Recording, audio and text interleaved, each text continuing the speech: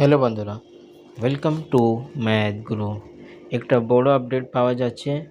আগামী 2 ফেব্রুয়ারি কৌশিক দাস মামলাটা আবার কলকাতা হাইকোর্টে লিস্টিং হয়েছে। স্ক্রিনে আপনারা দেখতেই পেরেছেন 2 তারিখে শো হচ্ছে কি এই মামলাটা হেয়ারিং জন্য লিস্টিং হয়েছে।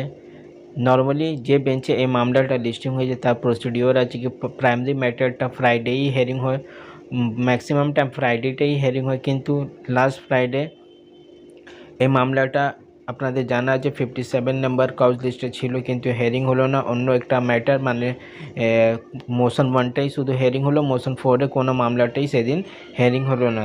কিন্তু হঠাৎ করে এই মামলাটা কি করে মানডে মানে আগামী 2 তারিখে লিস্টিং হয়ে গেছে সেটা আমার জানা নেই। হতে পারে যারা এই কেসটা লিড করছে, যারা এই কেস করেছে উনি হতে পারে এটা আর্জেন্ট বেসিসে মামলাটাকে লিস্টিং করিয়েছে। এইটা আমি 100% শিওর না, কারণ এইটা হঠাৎ করে কি করে এটা 2 তারিখে হেয়ারিং জন্য লিস্টিং হয়ে গেছে সেটা আমি বুঝতে পারছি না।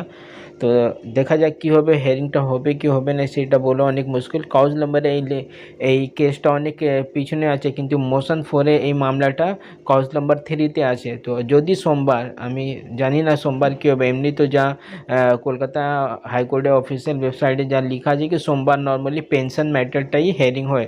যে বেঞ্চে এই মামলাটা লিস্টিং হয়েছে কোর্ট নম্বর 4, মানডে আর টিউসডে পুরোপুরি পেনশন রিলেটেড ম্যাটারটাই হেয়ারিং হয়, কিন্তু সোমবার এই মামলাটা হেয়ারিং মানে কলকাতা হাইকোর্টের অফিসিয়াল ওয়েবসাইটে শো করছে। তো হতে পারে এটা কোনো আর্জেন্ট বেসিসে করানো হয়েছে। দেখা যাক কী হবে।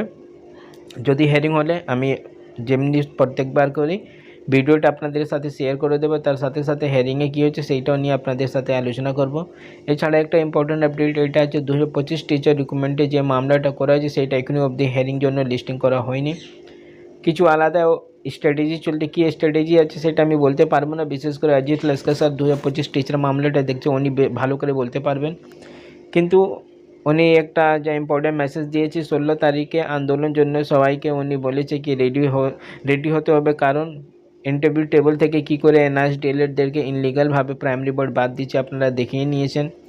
রেগুলার ডিএলএডের সাথে প্রাইমারি বোর্ডে একটা ভালো জোট হয়ে গেছে, সেই জোটটা কোনোভাবে আমাদেরকে ভাঙতে হবে। আর একটাই রাস্তা আছে, আন্দোলন। কোর্টে কখন রায় হবে, কখন মামলাটা তোলা যাবে সেইটা বলা খুব মুশকিল। এই কলকাতা হাইকোর্টে যা 2 তারিখে মামলা, এর থেকে বেশি ইম্পর্টেন্ট যা যদি আমি বলি 4 তারিখে গুয়াহাটি হাইকোর্টে যে মামলাটা আছে সেইটা অনেক বেশি ইম্পর্টেন্ট, কারণ ওইটা ডাইরেক্টলি ডকুমেন্ট ভেরিফিকেশান রিলেটেড আছে। আর আসামে খুব বেশি প্রবলেম নেই, কিন্তু তারপরেও ওখানে যা লিড করছে মামলাটাকে মনদীপ কালেরা স্যার, অনেক ভালো আপনারা জানেন। উনি এনআইএস ডিএলএড যে ডিগ্রিটা ইনভ্যালিড হয়ে গেছিলো, পরে উনি সুপ্রিম কোর্ট থেকে সেই ডিগ্রিটাকে আপনার ভ্যালিড করিয়েছেন। তো দেখা যাক 2 তারিখে মামলাটা হেয়ারিং হবে কি হবে না সেটা পরে, কিন্তু 4 তারিখে আমার সব থেকে বেশি যা আমি মনিটর করছি সেই 4 তারিখে হেয়ারিংটা আমি বেশি গুরুত্ব দিচ্ছি, কারণ 2 তারিখে হেয়ারিংয়ে সম্ভাবনাটা কী হবে সেটা বলা অ্যাট প্রেজেন্ট খুব মুশকিল।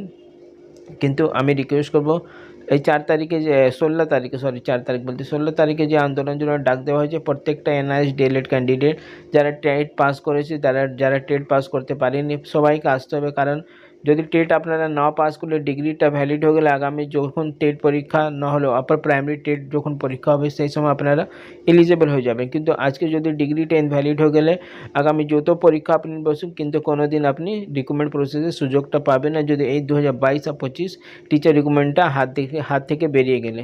তো আশা করছি আপনারা এই 16 তারিখে যে আন্দোলনের জন্য ডাক দেওয়া হয়েছে পুরোপুরি কোর্ট পারমিশন দরকার হলে এখানে তো আপনাদের কলকাতা পুলিশে বিধাননগর পুলিশ স্টেশনে পারমিশন জন্য অলরেডি একটা লেটারটা দেওয়া হয়েছে। যদি ওখান থেকে পারমিশন না পেলে গেলে কলকাতা হাইকোর্ট থেকে পারমিশন নিয়েই মামলা আপনাদের আন্দোলনটা করা হবে। তো খুব বেশি চিন্তা কারণে কোনো পুলিশ কোনো ঝামেলা করবে না, যেমনি আগেবার হয়েছিল সেরকমই আন্দোলন হবে। তো আপনারা সবাই আসবেন।